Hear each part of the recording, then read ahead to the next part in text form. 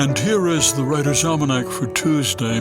It's the 24th of May, 2022. Today is the birthday of Bob Dylan, born Robert Zimmerman in Duluth, Minnesota, 1941, grew up in Hibbing, nearby, just off Highway 61. Moved to Minneapolis, studied art at the University of Minnesota. He'd started out up in Hibbing with a rock and roll band, but he converted over to folk music and started playing gigs at a coffee house called the 10 O'Clock Scholar in Dinkytown near the university. He left Dinkytown for New York City, for Greenwich Village. By the mid-1960s, he'd gone back to rock and roll. It was on this day in 1883 the Brooklyn Bridge opened to traffic, which had taken 14 years to build. 27 workers died during the construction.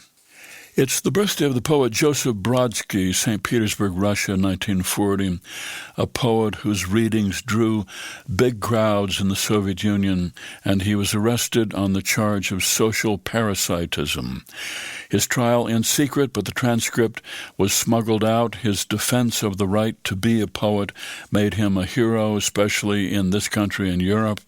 He was sentenced to 5 years in a labor camp in Siberia, where there was so much protest that his sentence was commuted after a year and a half, and he was expelled in 1972.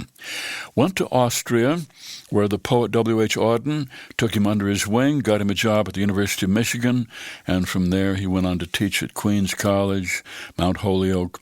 In 1987, he was awarded the Nobel Prize in Literature. He died in 1996 at age 55. Joseph Brodsky, who said, "After all, it is hard to master both life and work equally well, so if you are bound to fake one of them, it had better be life." Brodsky also said, "There are worse crimes than burning books. One of them is not reading them."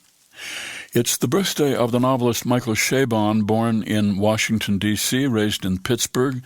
First novel, The Mysteries of Pittsburgh, came out when he was just 25, a surprise bestseller.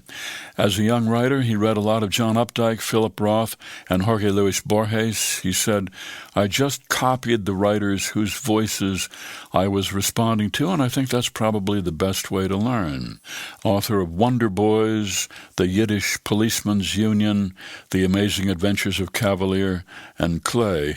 Michael Chabon, who writes from 10 in the evening to 3 in the morning every day, Sunday through Thursday, at least 1,000 words a day. He says, "There have been plenty of self-destructive rebel angel novelists over the years, but writing is about getting your work done every day. If you want to write novels, they take a long time. The best environment, at least for me, is a very stable, structured kind of life."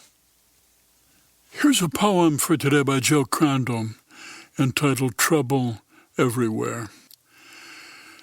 The paper reports trouble everywhere, Middle East, Delaware, sliding headfirst toward disaster, planes in the air almost collide, bubbles burst, and you and I in debt, mon cher.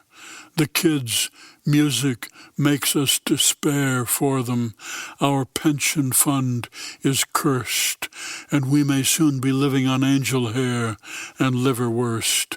And yet our old romance perseveres, a casual flirtation that grew zealous, just like the climbing roses we planted years ago have almost overwhelmed the trellis.